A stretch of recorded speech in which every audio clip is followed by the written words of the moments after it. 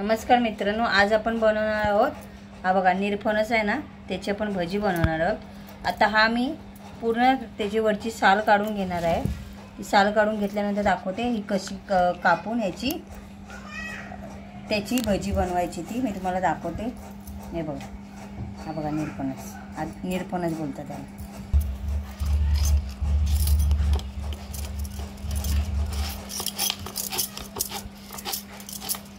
हा बघा असा असतो निरफणस आतून।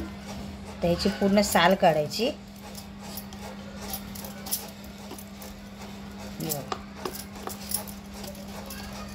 ची भजी खाल ना एकदम मस्त लागतील आणि ती पावसामध्येच होतात हे निरफणस।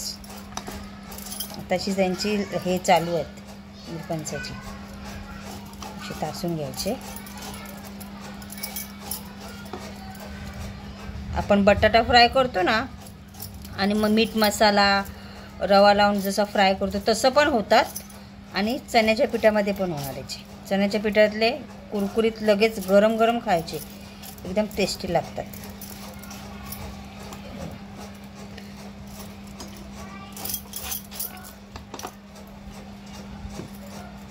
आणि ह्याला कापल्यावर ह्याला पाण्यामध्ये टाकायचं, कारण काय नाही तर तो काळा पडणार पाण्यात नाही टाकलात तर।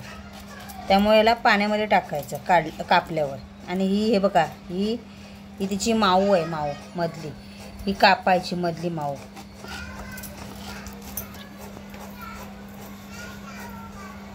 आपला मोठा फणस असतो त्याच्यामधलं कसं आपण ते माऊ काढतो, त्याला काय बोलतात बाबा, ह्याला काहीतरी बोलतात मधल्याला, पण माऊच बोलतात आम्ही।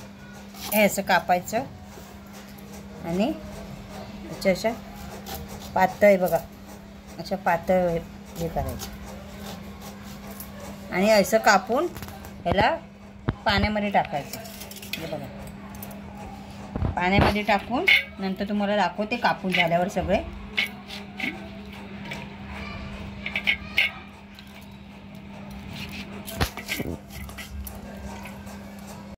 आपले फणसाचे कापून झालेले आहेत। आणि हे कापले ना की पाण्यात ठेवायचे, नाही तर ते काळे पडतात। आणि आता ह्याच्यामध्ये आपण 1 चमचा मीठ टाकणार आहोत आणि थोडीशी हळद टाकणार आहोत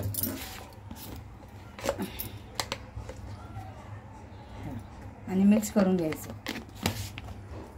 हे बघा, ह्याला पूर्ण मिक्स करून घ्यायचं आहे। कारण काही कापून जर तुम्ही असंच ठेवलात ना बिना याचे, तर काळे काळे कुट्ट होणार। जशी केळी कापली की कशी काळी पडतात, केळी वांगी तसं काळे पडणं, म्हणून पाण्यात हे काढायचे। त्याला मीठ आणि हळद लावून घेतली। आता आपण हे बघा बेसन घेतलं आहे, बेसनमध्ये पण मीठ टाकणार आहोत। थोडीशी हळद टाकायची बेसनमध्ये, चवीनुसार मीठ टाका, कारण का आपण त्याला पण लावलेलं आहे। मीठ टाकलं, कमी पडलं तर घाला, पण जास्त नका घालू। थोडीशी हळद, मसाला, थोडासा मसाला घालायचा आहे आणि आता एकत्र करायचं आहे। मी दाखवते तुम्हाला थोड्या वेळाने। हे बघा एवढं पाहिजे पीठ, जास्त पातळ पण नाही जास्त जाड पण नाही। बघा आता मी कढई ठेवली आहे गॅसवर, कढई ठेवली। आता मी तेल घालते।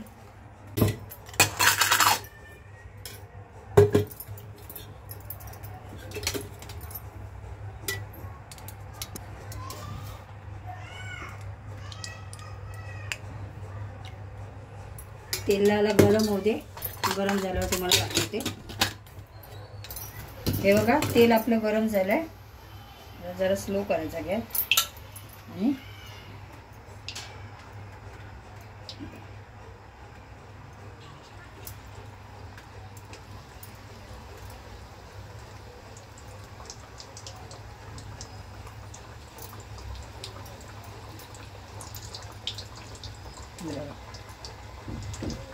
ते चार चार पीस टाकून फ्राय करायचं, भाजायचं याला। आपण बटाट्याची भजी कशी बनवतो तसंच, त्यांची टेस्ट जरा वेगळी लागते।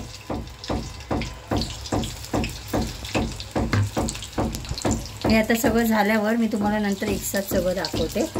कुरकुरीत कशी झाली ती. भजी आमची रेडी झाली आहे, एकदम कुरकुरीत. अशा प्रकारे एकदा तरी तुम्ही फणसाची भजी करून बघा, निरपणच. आणि जर तुम्हाला आवडलं असेल तर आमच्या चॅनलला लाईक शेअर सबस्क्राईब करायला विसरू नका. Bye bye.